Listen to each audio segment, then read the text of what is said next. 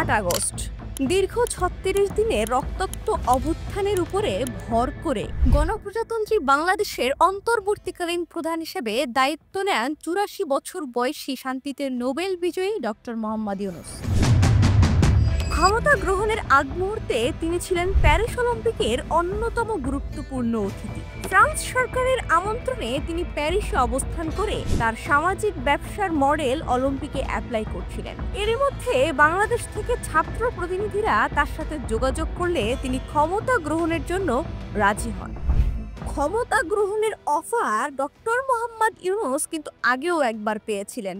১/১১-র সময় ফখরুদ্দিন মঈনুদ্দিনের সরকার তার বাসায় গিয়ে ২ ঘন্টা বসেছিল, কিন্তু তিনি ক্ষমতা নেননি। এটি তার জীবনের একটা বড় ভুল ছিল। তার থেকে বড় ভুল ছিল তিনি ১/১১-র সময় একটা রাজনৈতিক দল তৈরি করতে চেয়েছিলেন। অবশ্য পরে তিনি দল তৈরির সিদ্ধান্ত থেকে সরে আসেন। তবে সেই ভুলের জন্য তাকে আওয়ামী আমলে অজস্র মামলায় অভিযুক্ত করা হয়। আন্তর্জাতিক পরিমণ্ডলে ইউনূসের ব্যাপক সুনাম সবসময়ই শেখ হাসিনার হিংসার প্রধানতম কারণ ছিল। কতটা হিংসা থাকলে মামলায় হাজিরার দিন আদালতের লিফট পর্যন্ত বন্ধ করে রাখত হাসিনা সরকার, যেন সিঁড়ি বেয়ে ৮ তলায় উঠে মামলার হাজিরা দিতে হয় মোহাম্মদ ইউনূসকে। হাসিনা মনে প্রাণে বিশ্বাস করত তার স্বৈরতন্ত্রের জন্য অন্যতম থ্রেট ডক্টর মোহাম্মদ ইউনূস। তাই ২৪-এর গণঅভ্যুত্থান পরবর্তী এক প্রকারের বাধ্য হয়েই ক্ষমতা গ্রহণের সিদ্ধান্ত নেন নোবেল বিজয়ী এই অর্থনীতিবিদ। কূটনীতিতে আগে থেকেই মোহাম্মদ ইউনূসের ভালো দখল ছিল, বিশেষ করে পশ্চিমা লবি ও ইউএস ডেমোক্রেট দলের সাথে তার পুরনো ঘনিষ্ঠতা। ইউরোপীয় বলয়ের সাথে দীর্ঘদিন এক টেবিলে কাজ করেছেন তিনি। মালয়েশিয়া, চীন, সংযুক্ত আরব আমিরাতের সরকার প্রধানের সাথে ইউনূসের ব্যক্তিগত সম্পর্ক আন্তঃরাষ্ট্রীয় সম্পর্কের ক্ষেত্রে ভালো ভূমিকা রেখেছে। ইউনূস ক্ষমতায় এসেই আরব আমিরাতে জুলাই আন্দোলনে আটক থাকা বাংলাদেশিদের একটা ফোন করেই কারামুক্তির ব্যবস্থা করেন।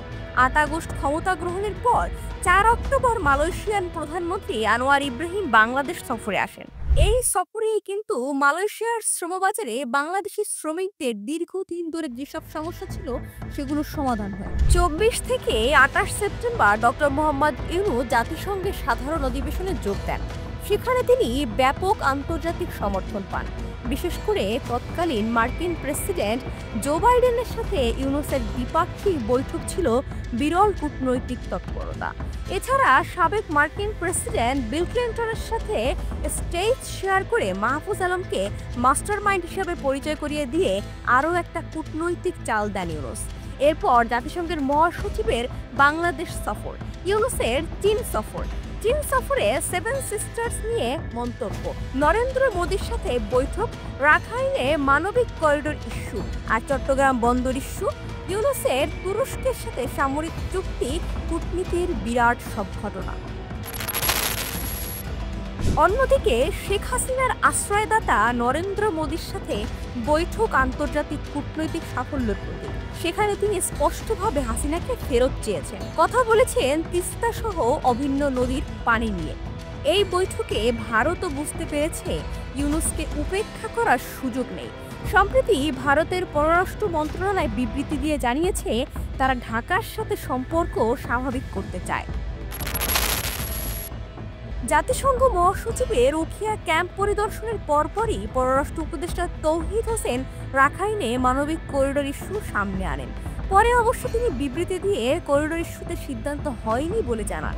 কিন্তু এই করিডোর ইস্যু আসলো কি করে? মূলত ইউনূস সরকার ভারত ও মিয়ানমারকে চাপে রাখতে, সেই সাথে দেশের অভ্যন্তর ও আন্তর্জাতিকভাবে রোহিঙ্গা ইস্যুকে চাঙ্গা রাখতে এই কন্ট্রোভার্সি ইস্যু সামনে নিয়ে আসেন বলে ধারণা করা হয়। এবং এর ফলও মেলে। মিয়ানমার, যারা রোহিঙ্গাদের কখনো তাদের নাগরিক হিসাবে স্বীকৃতি দেয় না, তারা প্রায় ২ লাখ রোহিঙ্গাকে ফেরত নিতে অফিসিয়াল স্বীকৃতি জানায়। রোহিঙ্গা ফেরানো যাক আর না যাক, এটাই ইউনূসের একটা সেরা অর্জন। বিদেশি কোম্পানিকে চট্টগ্রাম বন্দর ব্যবস্থাপনার দায়িত্ব দেয়া নিয়ে দেশের অভ্যন্তরে সৃষ্টি হয়েছে তুমুল বিতর্ক। অনেকে বলছেন আমেরিকান কোম্পানির কাছে ইউনূস চট্টগ্রাম পোর্ট বিক্রি করে দিয়েছেন, তাই চীন নাকি খুব মনক্ষুণ্ণ ইউনূসের উপর। আসলে কূটনৈতিক চালটা কিন্তু ভিন্ন। একটু ঘাটাঘাটি করে দেখা গেল নতুন করে যে বিনিয়োগ পোর্ট অথরিটি অফ সিঙ্গাপুর করতে আগ্রহী সেই বে টার্মিনাল নিয়ে কোনো কন্ট্রোভার্সি নেই।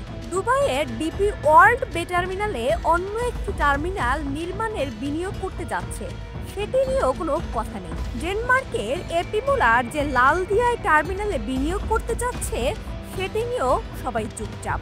শোরগোল শুরু হয় নিউ মোরিং কন্টেইনার টার্মিনাল নিয়ে। এটি চিটাগাং পোর্টে সবচেয়ে বড় টার্মিনাল, কিন্তু এটি সমগ্র পোর্ট নয়, বরং কয়েকটি টার্মিনালের মধ্যে একটি মাত্র। এই নিউ মোরিং টার্মিনাল এতদিন কিভাবে চলেছে জানেন? দেশীয় প্রতিষ্ঠান দিয়ে। এই দেশি প্রতিষ্ঠান হলো সাইফ পাওয়ারটেক। সাইফ পাওয়ারটেকের লুটপাট বন্ধ হচ্ছে, এ কারণে অনেকের কষ্টে বুক ফেটে যাচ্ছে। বিএনপি আমলের ঘটনা, জাপানের সুমিতমো কর্পোরেশনের কাছ থেকে 4টি রেল মাউন্টেন কি গ্যান্ট্রি ক্রেন সংগ্রহ করেছিল চিটাগাং পোর্ট অথরিটি। সেগুলোর পরিচালনা এবং রক্ষণাবেক্ষণের স্থায়ী এজেন্ট ছিল সাইফ পাওয়ারটেক। এর মধ্য দিয়েই সাইফ পাওয়ারটেকের চিটাগাং পোর্ট খেয়ে ফেলার মিশন শুরু হয়েছিল।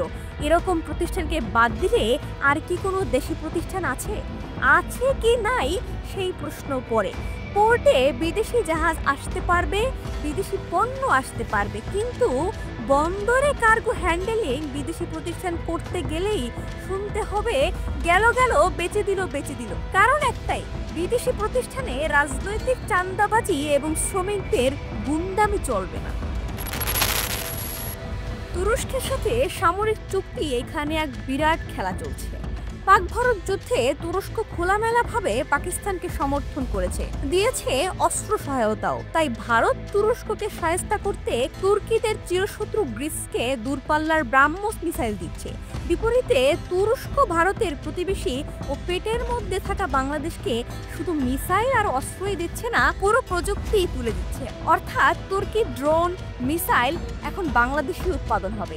যশোর হতে পারে এই অস্ত্র তৈরির কারখানা। এখানে লাভবান হবে বাংলাদেশ, সামরিক ও প্রযুক্তি দুই দিক থেকে। এছাড়া চীনের জেটেন্সি যুদ্ধবিমান সংযোজন হলে বাংলাদেশের সামরিক বাহিনী অনন্য উচ্চতায় চলে যাবে, যা ইউনূসেরই অবদান। এত সব কূটনৈতিক সক্রিয়তার মাঝেও দেশীয় অস্থিতিশীল পরিস্থিতি ইউনূসকে সব থেকে বেশি ব্যাকফুটে ঠেলে দিয়েছে।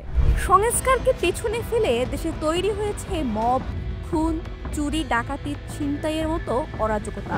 আন্তর্জাতিক এত সফলতার পরেও দেশীয় রাজনৈতিক দলগুলোর ঐক্যমত্য হতে না পারায় সংবিধান সংস্কার সহ গণহত্যাকারীদের বিচার বিলম্বিত হচ্ছে। রাজনৈতিক অস্থিরতার কারণে দেশি বিদেশি বিনিয়োগকারীরা ইউনূসের উপর ভরসা থাকার পরেও বিনিয়োগ করতে ভয় পাচ্ছে। দলীয় লেজুর ভিত্তিক ও প্রশাসনের অসহযোগিতার কারণে এনবিআর সংস্কার, ব্যাংক খাত সংস্কার তথা সার্বিক অর্থনৈতিক ব্যবস্থার আমূল পরিবর্তন ঘটানো সম্ভব হয়নি। সর্বোপরি সংস্কার ও বিচারের যে লক্ষ্যমাত্রা নিয়ে ইউনূস সরকার গঠিত হয়েছিল তা আন্তর্জাতিকভাবে সফল হলেও স্বদেশী নোংরা রাজনীতির কারণে তা আজ ব্যর্থ হয়েছে। তো ভবিষ্যতে ইউনূস সরকার কি পদক্ষেপ নেওয়া উচিত এবং সে পিছনে কি পদক্ষেপ নিয়ে ভুল করেছে সেই সম্পর্কিত মতামত কমেন্ট সেকশনে আমাদের জানাতে পারেন। আজ এ পর্যন্তই, আবার দেখা হবে নতুন কোনো ভিডিওতে।